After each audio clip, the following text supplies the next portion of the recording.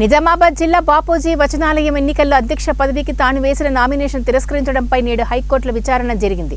High court న్యాయమూర్తి బాపూజీ పాలకవర్గానికి మరియు election అధికారికి 4 వారాల్లోగా నామినేషన్ ఎందుకు తిరస్కరించారో కౌంటర్ దాఖలు చేయాలని హైకోర్టు ఆదేశాలు జారీ చేస్తూ నోటీసులను పంపింది.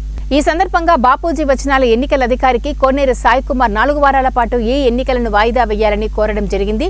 అలాగే 4 వారాలతో పాటు ఈ కేసు హైకోర్టులో విచారణలో ఉంటుంది కాబట్టి విజ్ఞప్తి చేయడం జరిగింది.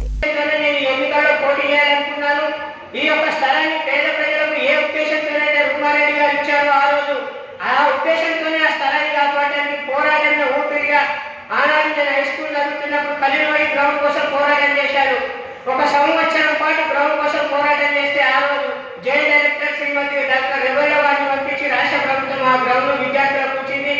ఆ గ్రౌండ్ ఉండడం వల్ల ఇలా మెడికల్ కాలేజీ ఇలా ప్రభుత్వ ఆసుపత్రి నిర్మాణం జరిగి లక్షల మందికి ఇలా ఉపయోగకరంగా మిగులుతుంది.